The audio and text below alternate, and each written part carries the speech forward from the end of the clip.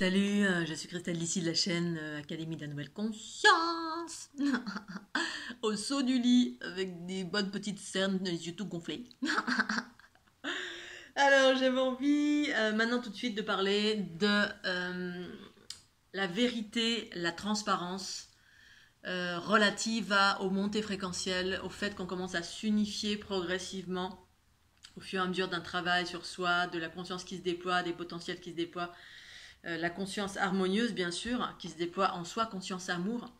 Et que, alors je vous partage ma conscience, mes expériences pour celles et ceux qui ne me connaissent pas. Je m'appelle Christelle Lissy, je suis née éveillée et illuminée depuis 2012, c'est-à-dire depuis l'activation en grand de ma Kundalini tri-unitaire. Tri-unitaire, ça veut dire quoi? Ça veut dire que dans mon processus de Kundalini, qui existe toujours d'ailleurs à travers les mouvements spontanés, ceux que je partage à travers mes soins et à travers la fleur de l'unité, les codes de reprogrammation, eh bien, il s'agit de mouvements ascendants et descendants dans l'optique de l'unité des deux. Pour moi, c'est ça l'unité. C'est réellement un processus mécanique, mais pour en arriver là, il s'agit de nettoyer, purifier, et puis tout au long de ce chemin de nettoyage, de remise en question, d'une multitude de choses, eh bien, effectivement, il y a à un moment donné la conscience universelle en soi. Alors, ça n'implique que mon chemin, bien sûr, ça ne veut pas dire que c'est comme ça pour tout le monde. Eh bien, ça m'a amené à plus de légèreté, plus de joie, plus de transparence, plus de vérité et également plus de bienveillance vis-à-vis de la vie. Et donc ça, je voulais en parler parce que à un moment donné, effectivement, quand cette conscience se révèle, eh bien, on ne peut plus faire autrement que d'aligner nos pensées, paroles et actions avec cette conscience universelle qui est amour. Pour moi, cette conscience universelle est en lien avec le principe féminin, les sources mères, la mère cosmique. Je vous invite à lire mon livre celui-ci notamment, La marche intérieure, ou celui-ci, ou celui-ci. Alors j'en profite pour faire ma pub, parce qu'ils sont là, à côté de moi, où effectivement j'ai commencé à appréhender pendant mon tour du monde, ce tour du monde initiatique, j'ai appréhendé cette notion des sources mères, la mère cosmique. Et en même temps, quand j'ai appréhendé ça, je savais même pas ce que c'était. Je me suis dit, mais qu'est-ce que c'est que la mère cosmique? Ou alors un gars qui nous regardait, là, les mères, vous êtes des mères divines, voilà, qui... Je lui parlais de ma Kundalini, je lui parlais de mes symptômes, tout ce qui surgissait à l'intérieur de moi et tout seul sans que j'ai cherché. Et puis à un moment donné, il me regarde, il fait, avec mon ami, j'étais avec ma meilleure amie, vous êtes des mères divines. Qu'est-ce que c'est? C'est quoi une mère divine?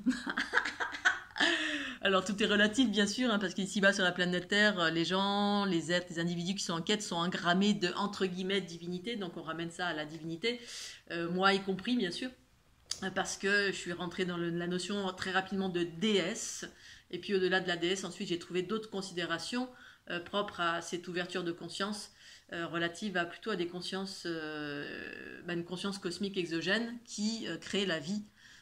Voilà, et que forcément, nous étant ici-bas sur la planète Terre, si on voit des choses arriver dans le ciel ou dans notre cœur ou ailleurs, on va tout de suite ramener ça à Dieu, c'est des dieux, c'est la divinité, comme si on était au Moyen-Âge. Au Moyen-Âge, quand ils ont vu des UFO, c'était forcément comme les visions d'Ézéchiel. Ça, c'est des visions que j'ai moi-même eues quand j'avais 40 ans. Je commençais à avoir plein de visions, plein d'ouvertures, puis je me disais, mais qu'est-ce que c'est que ces trucs? Ézéchiel, c'est quoi? Alors, quand on regarde Ézéchiel, c'est en lien avec une vision biblique.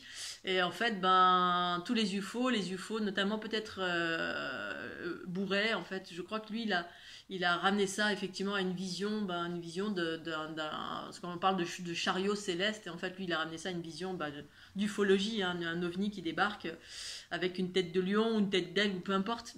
Et puis, si on est au Moyen-Âge ou à l'époque de Jésus-Christ, on ramène ça à Dieu, forcément, parce que c'est les croyances globales. Bref, je m'écarte du chemin. Tout ça pour dire que quand on est en chemin vers son unité, à mon sens, c'est bien la vérité, la transparence, la légèreté, la vérité, la transparence va avec. C'est-à-dire qu'à un moment donné dans mon chemin, eh bien, je ne pouvais plus mentir, plus du tout. C'est-à-dire les petits mensonges du quotidien qui nous arrangent.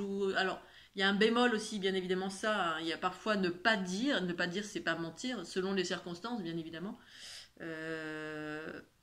Quand je rencontre des gens, je vais pas leur expliquer ma vie en disant je fais ceci ou cela, parce que je vois ce qu'il y a en face de moi, ce qui a même d'appréhender cette notion d'extraterrestre, ou qui est une vérité, ou de conscience universelle. Bref, il y a des sujets qui ne sont pas appréhendables par d'autres, et puis dans ce contexte-là, si jamais on m'interroge, en général si on m'interroge c'est que la personne est intéressée, mais ça dépend, voilà.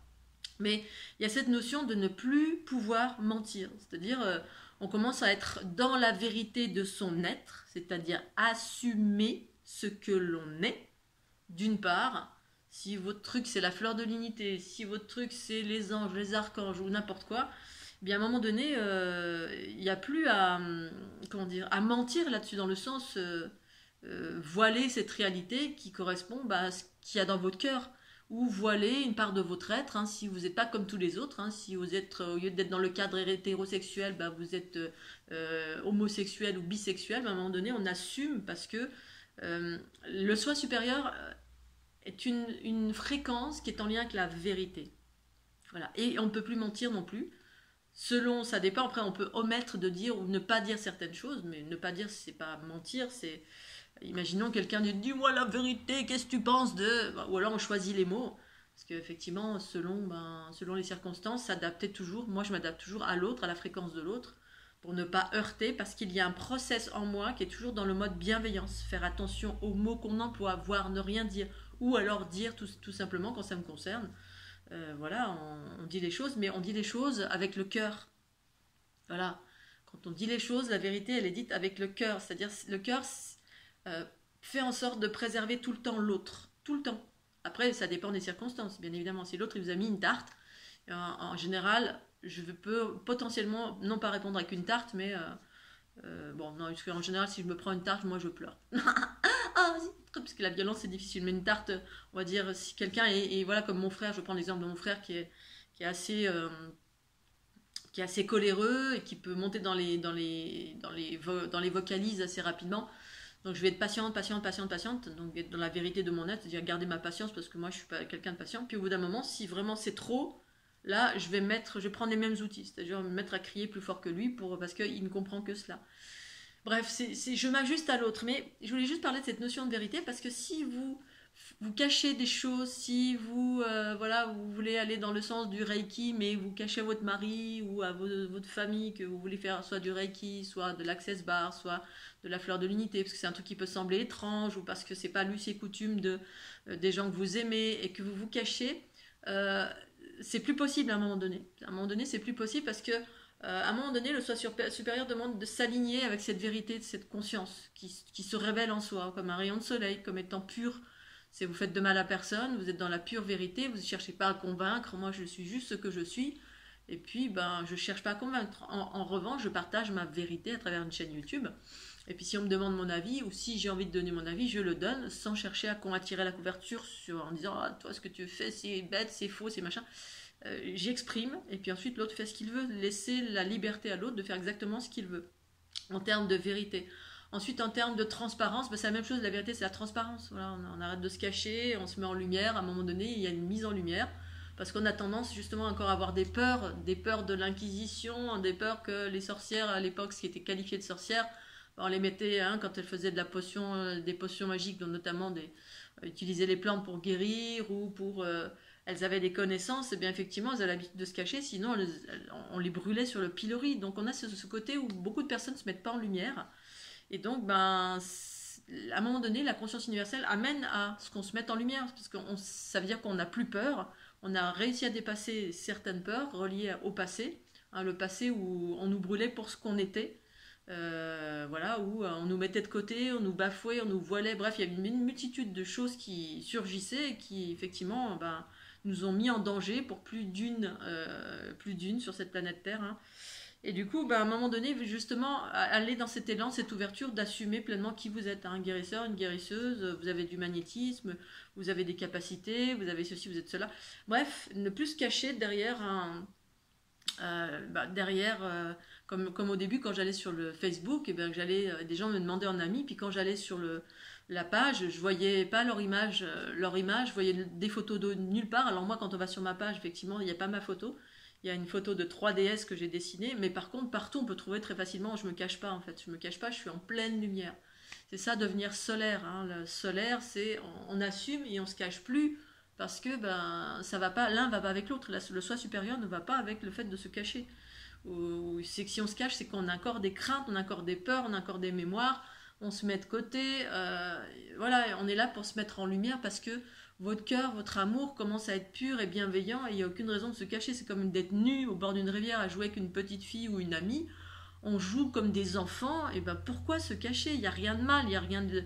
C'est pas vicieux, c'est pas. Parce qu'en fait, il y a des choses qui ont été, une fois encore, via le patriarcat, a été détourné, dévié, inversé. Hein. La nudité égale la sexualité. Voilà, ça attire le loup qui vous saute dessus. Du coup, d'être nu, ah, c'est mal. Ben, qu'est-ce que c'est mal? Quand on sort du ventre de notre maman, on est cul nu, hein, on est tout nu, et puis on dit pas ah c'est mal, elle a pas de culotte cette petite fille. Bah oui, j'avais pas de culotte dans le ventre de ma maman. C'est pas mal la nudité, c'est quelque chose de naturel. Demander à un chat de mettre une culotte ou une souris de mettre une culotte. Non, à la base, notre corps, c'est un corps animal, c'est un corps qui est fait. Voilà, on peut bronzer nu, on a besoin de prendre le soleil, on passe notre temps à être caché, à être dans des chaussures, à être enfermé de mille et une façons parce que, à un moment donné, des instances ont dit c'était mal. Ce qui est mal, c'est le mal, c'est surtout le mal hein, qui veut nous sauter dessus, c'est ça qui est mal. Et que le petit chaperon rouge, il a peur du grand méchant loup parce que le grand méchant loup veut toujours le croquer. Alors que la petit chaperon rouge, elle chante et elle danse dans la forêt, pour apporter la tarte à mère grand. Elle est pure. Voilà, elle n'est pas dans cette. Elle va pas se dire, oh, je vais rencontrer le grand méchant loup, youpi. Ce côté, voilà, cette animalité que représente le mâle, hein, avec un accent circonflexe. Maintenant, les mâles sont beaucoup plus, savent se tenir. Pour autant, c'est vrai que c'est ça qui peut être, ça, et plus d'autres instances religieuses qui ont mis. Religieuses, hein, c'est ça, hein, comme mettre le voile, comme se voiler les femmes en disant oui, mais en dessous c'est un cadeau, oui, mais en même temps on ne prend ni on voit pas son corps, elle assume pas son corps, elle prend jamais le soleil, elle est toujours cachée au niveau du visage, mais voilà, on a un papier cadeau et puis comme ça l'homme peut déballer. Enfin bref, il y a des concepts. Alors c'est ce que c'est, mais voilà, ça va pas avec dans le sens du soi supérieur qui est un être qui a une conscience profondément solaire et libre parce qu'on est dans l'amour, on est dans le cœur, on est dans cette spontanéité, dans cette transparence. Transparence, quelque chose de léger. Ça. Ensuite, donc vérité et transparence, ensuite bienveillance. Bienveillance, ça c'est quelque chose vraiment qui, moi, c'est accentué. Je suis née comme ça, hein. Je suis née dans cette bienveillance de préservation du vivant. Du vivant toujours. Le vivant, c'est quoi? C'est tout ce qui vit. C'est-à-dire un animal, un chat, un chien, un aigle, un oiseau, une tortue, tout ce qui potentiellement peut être en danger et tout ce que potentiellement les êtres humains tuent gratuitement, eh bien j'ai toujours été dans la préservation et encore plus quand ma Kundalini s'est activée, que c'est la conscience qui a commencé à prendre sa place en totalité. Préserver le vivant. Parce que on prend conscience progressivement que bah, qui mérite la mort? Pourquoi les êtres humains, et c'est le cas, dans leur plus grande inconscience, passent leur temps à tuer les mouches, à tuer des insectes, à tuer tout ce qui les dérange, des escargots, des limaces, des souris. Et alors moi, ici où je vis, il y a un chat, je l'adore ce chat. Mais quand il tue une souris et que sous mes yeux, je l'en empêche. Je peux pas. Je peux pas parce que voilà, on est dans une transition. Cette transition parle d'amour. Elle parle d'amour et donc de bienveillance, de préservation et d'équité, bien sûr. Hein. Il y a un équilibre en tout ça. Si vous avez 40 milliards de souris chez vous, dans votre maison, bien évidemment, il faut interagir, hein. Mettre en place quelque chose pour éliminer ou faire partir. Ou ça m'est déjà arrivé. Moi, j'étais investie de papillons dans mon atelier qui fait 100 mètres carrés. Alors quand il y en a un, c'est super. C'était pas des papillons, c'était des grosses mythes, mais ça ressemblait à des papillons. Et puis, ça me grévait de les tuer, parce que moi, j'arrive pas, je peux pas tuer. On peut plus tuer, on peut plus faire du mal à tout ce qui vit. C'est pour ça que ça me rappelait que quand j'étais jeune, 20 ans, je lisais des bouquins qui parlaient des moines du Tibet, qui, avant, je sais plus ce qu'ils faisaient, c'est au lieu de marcher dans des endroits, ils enlevaient les vers de terre pour pas marcher, pour pas les tuer, parce que si on marche dessus, on les tue, et puis on est dans une telle conscience. Mais à l'époque, je comprenais pas, enfin, je comprenais, mais avec le mental. Eh bien, à un moment donné, effectivement, dans mes ouvertures de conscience, c'est devenu une réalité intégrée en moi. Mais intégrée, c'est-à-dire on ne peut plus mentir, on est transparent, on ne peut plus être autre chose que soi-même. Le soi, mais le soi supérieur, hein, pas le soi égotique. C'est ce soi bienveillant qui fait que, voilà, quand je vois ma mère qui fait comme ça, qui a une mouche qui fait comme ça, je me dis, maman, mais qu'est-ce qu'elle t'a fait cette mouche? Elle n'a rien fait, on a des habitudes. La mouche, elle n'a rien fait, elle est juste là, elle a senti peut-être un bout de viande ou... Et en général, moi, les mouches, elles me parlent, alors je les prends en général sur mon doigt, et puis elles se sentent en sécurité avec moi. Euh, Oui, oui, oui. Et donc, je suis désolée, j'ai été dérangée du coup. Et donc, du coup, Oui, à un moment donné, effectivement, la conscience qui surgit en soi est dans la préservation de tout. Et donc là, effectivement, régulièrement, quand le chat il chope une souris, il attrape une souris, moi quand je vois la souris qui fait comme ça, qui est dans la panique totale parce elle va se faire croquer en gros, hein. C'est juste impossible de ne pas intervenir pour protéger. Et pendant ce temps-là, voilà, ma maman qui regarde, qui dit allez, vas-y, attrape. Et puis mon frère et ma belle-sœur, vas-y, attrape-le, allez, tue-la. Et là, je me dis voilà, le spectacle, le constat de notre humanité. Voilà, je dis voilà, en fait, et c'est pour ça en fait finalement que la loi, à mon sens bien sûr, la loi du karma elle est parfaitement juste. Parce que quand on est inconscient, alors on va dire là, c'est pas une très grande inconscience, hein, en même temps, si pour moi, ça dépend de là où on en est justement. L'inconscience de ne pas se rendre compte que on est en train d'observer deux individus, hein, le prédateur, hein, le chat là, qui est tranquille, tac tac tac tac, qui joue avec la souris là comme ça, en lui balançant un coup d'ongle meurtrier. Et puis d'un autre côté, on a une souris qui est en panique et qui est en train de crier. Et nous, on est en mode, c'est comme si on était dans une arène, avec voilà, à l'époque des gladiateurs. Voilà, ah mort. On est là avec la mort, on est là en train d'observer la mort et puis d'encourager la mort.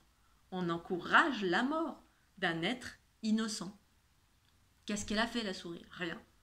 Oui, mais c'est la nature. Alors moi, évidemment, je passe pour un extraterrestre. De toute façon, ça a toujours été le cas. Mais je me bats carrément. Je vais prendre le chat. Tout le monde, ma mère qui me crie dessus. Mais non, c'est tranquille. Je prends le chat. Je fais, écoute, moi, quand ça se passe sous mes yeux, c'est hors de question. Je ne peux pas faire autrement que préserver la vie. Cette souris, voilà, il n'y a pas 40 milliards de souris. On n'est pas envahi par les souris. Elle est là sous mes yeux. C'est impossible de ne rien faire, de laisser, parce que vous sentez cette souffrance, cette panique. Et la loi du karma, là-dedans, elle est juste parce que peut-être que la vie d'après, moi je dis à ma maman, je dis, écoute, hein, je souhaite pas, mais peut-être dans la vie d'après, tu seras une souris pour que tu puisses comprendre ce que c'est que d'être dans le corps d'une souris ou d'un oiseau, ou de ceci ou de cela, ou d'un animal qui est soumis à la prédation permanente, en permanence. C'est pour ça que les animaux, le principe de la... Nous, on dit, la nature, c'est juste que, voilà, pour justifier cette prédation, les gens, toujours, mais c'est la nature, ah oui, c'est la nature. Et puis en même temps, on se dit, on veut être proche de la nature, oui, on est dans la nature, mais la nature, elle est prédatrice. Je veux dire, quand on l'observe, quand il y a des êtres qui s'assimilent à la nature, c'est une réalité, mais la nature n'est pas un monde roudoudou du tout, du tout, du tout. C'est un monde de violence, de mort en permanence. C'est pour ça que ma mère me dit oui, mais ils font des petits, ils font 15 milliards de petits. Oui, mais parce que s'il y a des prédateurs, s'il n'y avait pas de prédateurs, il faudrait peut-être un ou deux petits qu'ils élèveraient, que ce soit des souris, que ce soit des aigles, que ce soit n'importe quoi, hein, plutôt qu'aller... voilà, t'es livré à toi-même et puis voilà, tu vis, tu meurs, voilà, c'est la loi de la nature, hein. C'est exactement ça. L'aspect négatif de la nature, c'est ça. C'est ça, c'est cette triste réalité dans laquelle on est également nous et on est en train de sortir de ça. On n'est pas complètement assimilé à ça, mais c'est un peu ça. On est dans cette dynamique de marche ou crève, hein. La compétition, le territoire, la copulation, les énergies de la nature, voilà, là, comme disait mon ami Jean-Michel, hein, c'est la nature, les arbres, tout ce qui est dans l'aspect végétal aussi, ça produit, parce que en fait, ça se détruit aussi vite. Là, une souris, un oiseau, n'importe quoi qui est dans la nature sauvage, effectivement, potentiellement, c'est ça, c'est l'aspect carnivore. Ensuite, il y a les aspects de la nature. Les aspects de la nature qui sont positifs et pacifiques, voilà, en général, c'est le végétal. Pas certains, parce qu'il y a certaines essences végétales sont aussi prédatrices, mais il y en a moins, voilà, et c'est pas des carnivores, hein, sauf les plantes carnivores. Mais voilà, donc il y a cet aspect de préservation, de bienveillance, de protection du vivant, qui est hyper exacerbé en soi quand on commence à s'approcher de la conscience universelle. Parce que c'est une notion, la conscience universelle fonctionne sur ces fréquences de préservation du vivant. parce que, et c'est en lien direct avec l'empathie, quand on n'est pas empathe, eh bien on est coupé de l'amour, on est coupé de l'autre, on est coupé du tout ce qui nous entoure. Du coup, la souffrance, on la sent pas, donc on la... Comme mon frère, il n'est pas du tout empathe, et nombreux hommes ne sont pas empathes parce que leur principe féminin, il est quasiment inexistant. Hein. La plupart des hommes sont là pour apprendre l'amour, hein, au contact des femmes ou au contact de certaines expériences difficiles. Mais la plupart du temps, c'est coupé. Hein. Ils apprennent, ils sont là pour apprendre, bah, sauf les êtres qui sont androgynes. Voilà, beaucoup d'êtres qui sont de plus en plus d'hommes qui sont dans leur féminin et masculin. Et ça, c'est une bonne chose. Mais d'une façon générale, c'était pas le cas. Du coup, quand on est coupé de l'amour, ben, on est coupé. Hein. On est coupé. C'est pour ça qu'on est dans la prédation. C'est pour ça qu'on est dans la manipulation, qu'on est dans l'ultra-matérialité de tout, qu'on est coupé de la nature, du vivant, qu'on est carnassier, on n'est pas végétarien, parce qu'en gros, on s'en fout. Hein, on mange une saucisse, on se dit pas qu'au-delà de la saucisse, c'était une vache, et puis c'est la vache, on la regarde dans le pré, puis on se dit, ah, c'est beau une vache. Et puis en même temps, la notion du beau, le beau, c'est, ah, je te mange. Hein, voilà, c'est ça. C'est un peu comme quand on fait l'amour avec quelqu'un, on est dans la consommation. Le désir, c'est en lien avec la consommation plus qu'avec l'amour, qu'avec le cœur. Hein. On veut juste un moment de plaisir, oh, orgasme, et puis après, allez, au revoir. Bref, je suis allée un peu loin, mais je voulais traduire ces notions qui sont inhérentes à la conscience qui commence à se déployer. La vérité, la transparence, assumer ce que l'on est, dans une certaine mesure. Après, il y a un équilibre à tout. Ça ne veut pas dire tout livrer d'un coup à tout le monde, être bienveillant, mais observer aussi à qui on évoque ce que l'on est. Mais il n'y a plus cette notion de se cacher de ce que l'on est. Voilà. Et puis cette bienveillance vis-à-vis de la vie. Vis-à-vis de la vie. Dans la vie, effectivement, il y a des aspects, la nature qui est prédatrice, carnivore. En fait, c'est les aspects carnivores en fait, qui génèrent le chaos, qui sont en lien directement avec les consciences reptiliennes patriarcales. Et l'aspect pacifique et végétarien, pacifique, c'est en lien avec les consciences reptiliennes matriarcales. Matriarche, c'est...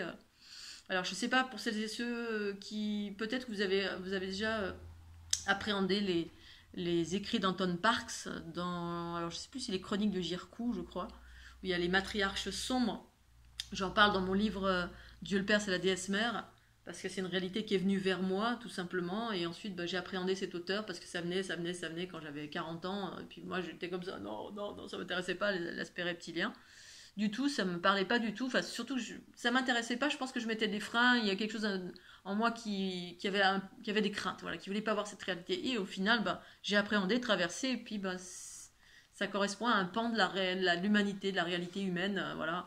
Alors, vrai ou pas vrai, dans les chroniques de Gircou, en fait, il explique qu'il y a des matriarches qui créent la vie, qui avaient prévu ici-bas de créer la vie, mais de créer comme un Éden, et dans les vies qui avaient été créées génétiquement, c'était des vies pacifiques, c'est-à-dire c'était des êtres, des animaux qui étaient végétariens, des essences qui étaient pacifiques, tout ce qui avait été créé génétiquement pour créer un Éden ici-bas. C'était des notions pacifiques. Et malheureusement, le plan a été contrecarré par les consciences reptiliennes patriarcales qui ont commencé à créer, mais eux étant scindés en deux, parce qu'elles avaient des pratiques justement en lien avec la Kundalini, avec cette notion sacrée, cette unité des polarités en soi, dans cette notion vraiment du sacré, du vivant, de la bienveillance, etc. Et les autres venant d'une autre planète, parce qu'il y a plusieurs races hein, chez les reptiles, comme les gris, comme les grands blancs, comme... chez les êtres humains, il y a des humanoïdes d'un peu partout dans les multivers, bref, il y a plein de races diverses et variées. Et ceux-là ont contrecarré les plans et ont commencé à créer faire de la génétique, mais de la génétique complètement tordue et carnivore, dont les reptiliens carnivores. Il y avait des reptiliens, des reptiles sur la planète Terre qui étaient pacifiques, hein, c'est comme quelque chose qui mange de l'herbe, hein, comme un cheval, comme une vache, c'est pacifique, hein, ça. Et puis à côté, vous avez la création d'alligators ou de choses qui mangeaient de la viande, qui avaient besoin de viande. Et dès lors on mange de la viande, et ben on est dans la prédation de potentiellement son prochain. C'est-à-dire d'une forme de vie qui est plus ou moins élaborée. Dès lors on est incarné, on est un animal, on a une conscience, même si cette conscience elle est différente, mais je pense qu'il y a quand même une conscience qui est là, hein, la conscience de la souffrance, de la douleur, une souris, elle souffre hein, quand le chat il se balade. Un oiseau, c'est pareil, il souffre. Même si les oiseaux, ils sont beaucoup plus fragiles et ils ont tout de suite un arrêt cardiaque. Donc ça les préserve de la souffrance. Hein. Si un chat les attrape, de suite, ils vont avoir un arrêt cardiaque. Mais la souris, elle souffre. Et c'est affreux quand on entend une souris qui crie parce qu'il y a un chat derrière qui est en train de... C'est terrible comment on peut encourager cela quand on est spectateur. De suite, vous le voyez. Et là, moi, je vois mon frère, lui, qui est un chasseur, hein, qui est complètement dans le masculin, dans le patriarcat. Allez, vas-y, saute-lui dessus, vas-y, t'es un guerrier. Et voilà, et ça c'est l'aspect reptilien patriarcal. On encourage la violence, on encourage l'aspect guerrier, on encourage le fait d'aller dans la nature chasser et tuer une bestiole. Voilà, alors si vraiment on est dans un état où il n'y a plus de nourriture, plus de boutique, plus rien, et ben effectivement, ben c'est peut-être pratique de pouvoir chasser, d'apprendre de chasser, mais moi demain ça m'arrive, j'ai rien, je suis herbivore, voilà, je fais partie des herbivores, je le sais, hein, j'ai la chance d'avoir un jardin et donc je passe mon temps à semer des salades et ça fait 1 an maintenant quasiment, je mange de la salade tous les jours. Bon ben voilà, il y en a pour qui c'est pas le régime, et si c'est pas le régime c'est parce qu'on est plus dans des gènes patriarcaux, reptiliens patriarcaux ou autres, ou soit c'est matriarcal soit c'est patriarcal, c'est ça. Et ce qui est en train d'arriver ici bas sur la planète Terre, c'est cet équilibrage qui pour aller vers plus d'harmonie, plus de conscience, donc plus d'empathie, donc plus de vérité, plus de transparence, plus de bienveillance vis-à-vis du vivant. C'est un des chemins, en tout cas, qui se produit en soi. Et si ça ne se produit pas en soi, bah, aller vers ça, forcer la nature, parce que la nature, c'est un choix, en fait, de tout. C'est comme quand on évoque la Kundalini, on dit « Oh, ça va venir naturellement ». Oui, effectivement, ça peut. C'est ce qui s'est passé pour moi. Mais j'ai eu des pratiques, j'ai utilisé des outils. Je ne cherchais pas la Kundalini. Mais à un moment donné, voilà, quand j'ai voulu calmer le mental, ben, j'ai eu des pratiques pour cadrer. Voilà, si on fait rien, qu'on laisse faire, ben, boum, boum, boum, ça part dans tous les sens. Si on se laisse aller à ces travers les plus bas, ben, voilà, et qu'on fait rien pour cadrer, pour modifier, pour pacifier, ben, on laisse faire la nature. Hein. Voilà, la nature, si votre nature elle est prédatrice, ben, vous serez toujours un prédateur. Si votre nature elle est profondément bienveillante et pacifique, oui, vous pouvez être ça, mais bon, on a plus tendance à aller vers des aspects violents, de peur, de prédation, de stratégie, parce que c'est la norme ici-bas qui a été instaurée par cette génétique, par ce qui nous gouverne. Donc voilà, et pour celles et ceux qui veulent aller vers du mieux, il s'agit de faire des efforts. C'est pour ça qu'il y a cette notion d'effort, par les pratiques, par cadrer nos pensées, paroles, actions, faire des choses pour nous aligner avec la conscience universelle. Voilà. Et par là, transcender, modifier cette génétique qui est prédatrice en nous, hein, le cerveau reptilien, parce qu'on est tous composés de plus ou moins de cette génétique. Voilà, on a été mélangés ici-bas, le corps contient ces gènes, donc potentiellement, il est plus facile de partir dans ces travers que d'aller vers les côtés positifs de notre être. Donc il s'agit de faire des efforts, ou celles et ceux qui ont fait des efforts et qui commencent à effectivement aller vers cette notion de vérité, de conscience, de bienveillance, sachez pour ma part c'est juste et parfait. Voilà, sur ces belles paroles, je vais prendre mon petit déj. Et puis je vous fais des gros bisous Scooby-Doo, pensez au petit pouce bleu. Et puis je vous dis à tout bientôt. Et merci d'être là. Puis un petit commentaire aussi, ça me fait bien plaisir. Tchuss.